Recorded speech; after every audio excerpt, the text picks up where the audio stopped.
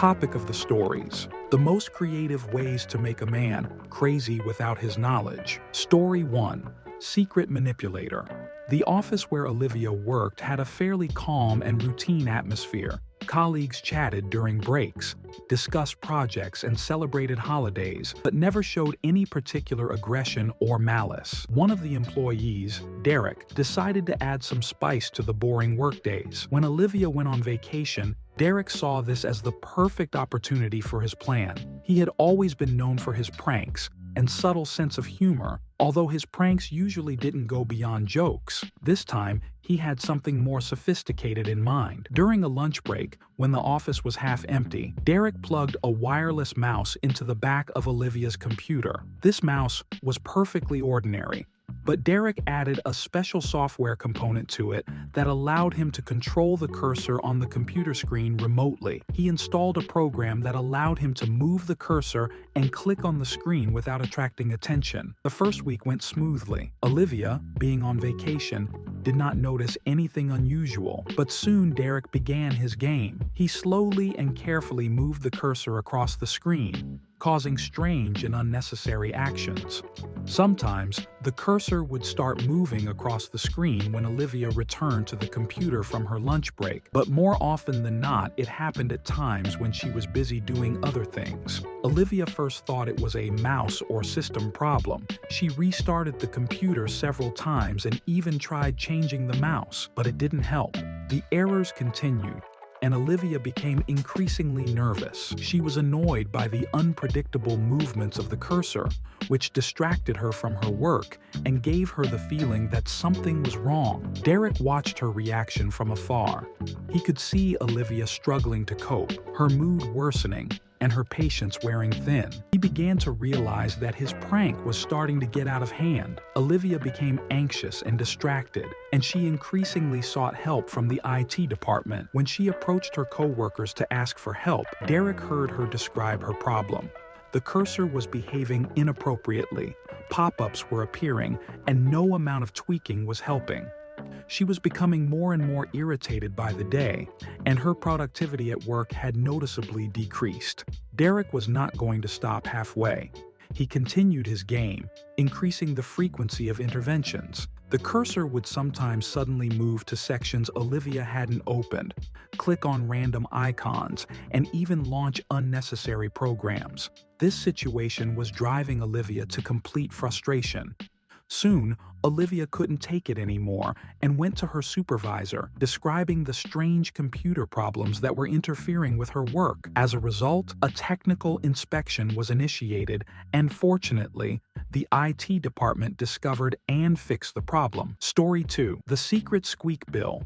The head of the marketing department worked in an office on the 7th floor of the building, filled with the hum of keyboards and the sounds of discussions. Bill was a man who valued order and calm in his work area. His desk was neatly organized. Neat rows of files and folders stood on a shelf, and certificates hung on the walls. One day, a new employee named Dwight, known for his pranks and not always benevolent sense of humor, noticed Bill sitting in his desk chair, working non-stop on yet another project. Dwight decided that this day would be the perfect occasion for a little prank. Dwight had an idea that came to him by chance. He noticed that the mat on which Bill's work chair stood was old and needed replacing. Dwight decided that if he added sand under the mat, it might cause a little trouble. He counted on the sand clogging the wheels of the chair and the soles of Bill's shoes, creating an annoying squeak and noise. This could be a good joke without causing serious harm. Dwight waited until Bill left for lunch and carefully spread a thin layer of sand under the mat. He was careful not to disturb the order of the workplace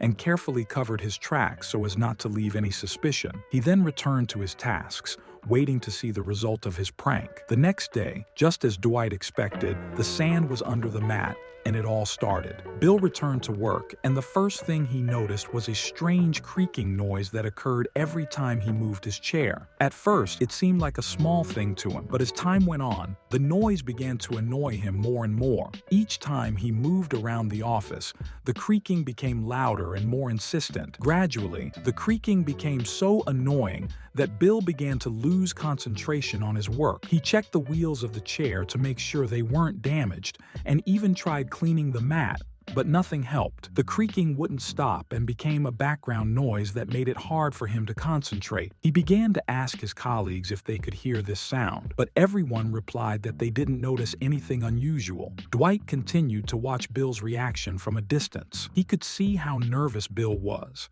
how he was trying to fix the problem, and how his patience was on the edge. Colleagues began to notice that Bill was becoming irritable and less productive. This began to affect the atmosphere in the office, and there were even jokes about the office being haunted by the ghost of the squeak. Story 3. The smell of betrayal. John was always the kind of person who was hard to spot in the office. He came in early and left late without drawing attention to himself. His colleague Alex, on the other hand, stood out for his pedantry and tendency to perfectionism. Alex hated odors. He was particularly irritated by any perfume or cologne. Colleagues knew this, and most avoided wearing anything scented to work, but John didn't care. That day, John decided to do something unusual. He was holding a bottle of the cheapest cologne he could find. It smelled so pungent and unpleasant that even John himself felt uncomfortable holding the bottle. But that only fueled his resolve. He wasn't going to just use it like a normal perfume. He had a plan. When Alex briefly left his workstation, John slid over to his desk and discreetly sprayed a drop under the countertop. Knowing how Alex reacted to odors, John expected a reaction with curiosity and hidden schadenfreude. When Alex returned, he immediately noticed something wrong. His face contorted with squeamishness as he approached his desk. The smell coming from under the table was unbearable. Alex started looking around nervously, trying to figure out where that disgusting aroma was coming from. He checked his things, lifted papers, opened drawers, but the source of the odor was hidden so skillfully that he just couldn't find it. Every hour, the situation grew more tense. Alex was constantly complaining about the smell, although none of his colleagues admitted to smelling it. This irritated him even more. His nerves were on edge. He began to suspect everyone around him, thinking that someone was deliberately trying to drive him crazy. John, on the other hand, was watching from the sidelines, hiding a smile. He knew that Alex wouldn't be able to detect the source of the odor because the drop of cologne had been sprayed so carefully that its traces didn't give themselves away directly. Alex became more and more irritable, losing control over his emotions. He stopped working normally, focusing on how to get rid of the smell. It seemed that his mind was focused only on that. Story 4. Keyboard Trap. Amanda had always been a person who loved to banter with her co-workers. Her jokes were small, but they always hit the mark. She especially liked to tease Jessica, who was known for being serious and pedantic. Jessica, who had been with the company for years, was a true perfectionist. Her every document, every spreadsheet was immaculate. Amanda couldn't understand how a person could be so perfect and still remain calm. It was this perfection that Amanda targeted in her next prank. One morning, arriving at work earlier than usual, Amanda approached Jessica's workstation. With a quick glance around the keyboard, she began her plan. First, she swapped the letters M and N. It was unnoticeable, but it was going to create chaos as Jessica worked. That was only the beginning. Amanda went further and swapped the numbers on the numeric keypad, reversing the order. Instead of the familiar 1, 2, 3, Jessica would now see 9, 8, 7 in that row. When everything was ready, Amanda returned to her seat, trying not to give herself away. She couldn't wait to see Jessica face unexpected challenges. For someone who prided herself on efficiency and accuracy, little things like this could throw off the momentum. Jessica arrived at work as usual, began checking her email, and soon got down to her main task. She was typing quickly, and then the first signs of failure began. Errors errors began to appear in her documents. Letters were out of place. At first, Jessica thought it was just a random mistake. Perhaps she was in too much of a hurry. But with each passing minute, the errors became more noticeable and more frequent. Jessica tried to concentrate, but it was as if her fingers refused to obey. The text came out strange, unfamiliar. The letters she wrote to clients seemed sloppy, with ridiculous typos. It irritated her more and more. She started checking every word, every letter, wasting precious time. When it came time to work with numbers, the situation got even worse. The data entered in the spreadsheets didn't match reality. Jessica filled out the reports, but the numbers kept getting mixed up. Where there should have been a 1, there was suddenly a 9, and instead of a 2, there was an 8. The rhythm of her work was disrupted. The more she tried to correct the mistakes, the more they became. Jessica was getting more and more irritated. She didn't understand what was happening, and she began to doubt her own abilities. Maybe she was just tired? Maybe her professionalism was fraying? She rebooted the computer, tried to fix the settings, but the problem persisted. Amanda watched all of this from the sidelines, hiding a smile. Story 5. Cutlery Obsession. Henry was a man who valued order in everything, even little things like dishes. He brought his food to work in containers and always used his own cutlery. In particular, he took care of his forks. One day, upon arriving at the office cafeteria, Henry noticed that his forks had begun to disappear. He had brought as many as 6 forks to work, but each day there were fewer and fewer. Only 2 remained. At first, he thought that someone accidentally took a fork and didn't return it because it could happen to anyone. But when another fork disappeared, Henry began to suspect that some of his co-workers were doing it on purpose. He started discussing it with them, getting more and more annoyed with each disappearance. But his colleagues made innocent faces, sympathized with him, and expressed support in every way possible, even though in fact everyone had been in cahoots for a long time. They came up with a clever joke. Every time someone sent Henry an email, they would add the word fork written in white text at the end of the email. This text was invisible unless specifically highlighted, but it remained in the code of each message. They repeated this over and over again, and over the course of a few weeks, Henry began to notice strange changes. At first, he didn't pay attention, but soon, as he browsed the internet, fork-related advertisements started appearing on every website. It seemed that the entire internet suddenly decided to remind him of his disappearing forks. On websites where he shopped for appliances, there were suddenly offers to buy cutlery sets. Even when he was just reading the news, fork banners flashed on the side. Henry didn't understand what was happening. He began to wonder if he was losing his mind. Perhaps his obsession with the disappearing forks was beginning to affect his perception. He even asked his co-workers if they noticed the strange promotional offers, but they all denied it, pretending that nothing unusual was going on. Every day was a real challenge for him. Henry began to suspect that someone was purposefully teasing him, but could not figure out how it was happening. His stress level was rising, and his co-workers, continuing their banter, only enjoyed what was happening, exchanging glances and holding back laughter every time Henry talked about his disappearing forks. One day,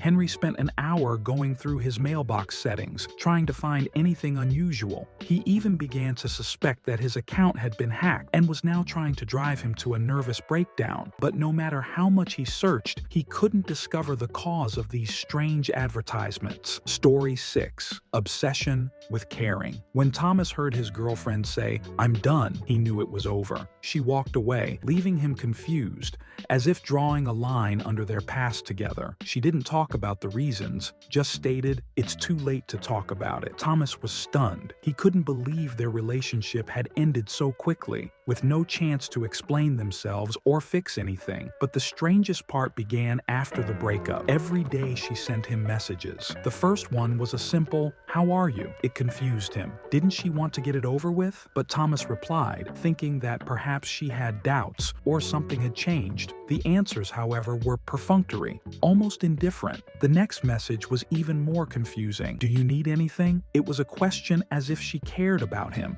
but there was a cold indifference between the lines. These messages continued continued on a daily basis. She asked how he was doing, offered to help, but kept her distance. With each new message, Thomas was filled with hope. He thought it was her way of staying in his life. Maybe she just couldn't cut all ties at once, but she never offered to meet, never talked about the future. Thomas sensed something was wrong, but he couldn't figure out what it was. Each new day brought new doubts. He tried to focus on his life, his work, his friends, but every message from her pulled him out of that fragile normality again. Eventually, Thomas stopped realizing where his real feelings ended, and his paranoia began. He tried not to respond to her messages, hoping that would stop their flow, but even then, they kept coming like clockwork, at exactly the right time. Over time, Thomas began to notice that they were no longer simple questions. Her messages were now like a reminder that she was still around,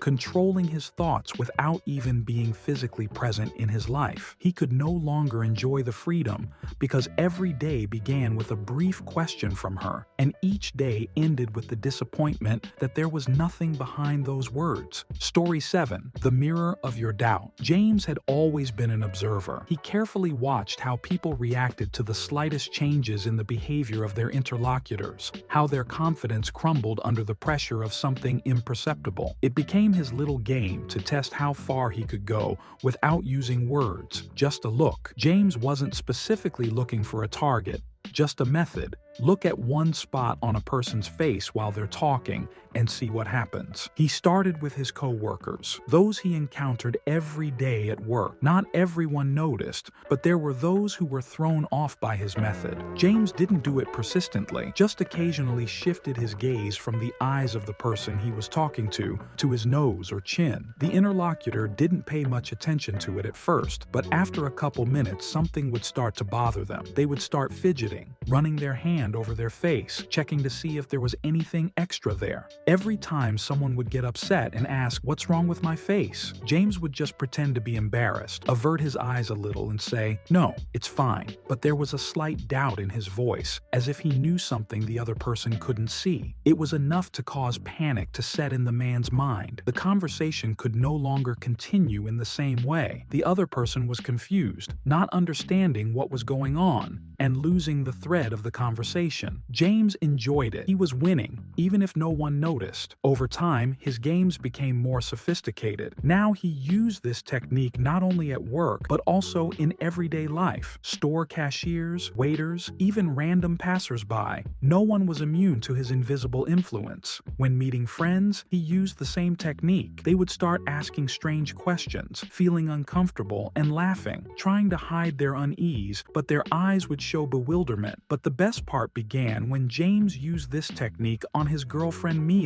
They had been in a relationship for several months, and he was sure of his influence on her. One night at dinner, he started his game of occasionally shifting his gaze to her nose, making sure she noticed. Mia didn't react at first, but after a while she couldn't stand it and asked, "What's wrong with my face?" James, as before, was embarrassed, but said it was fine. But this time he sensed that something was different. Mia was not like the others. She didn't leave the matter at that. She kept rubbing herself, checking her face, but she couldn't go back to her usual conversation anymore. Anxiety appeared in her eyes, and dinner ended on a strange note.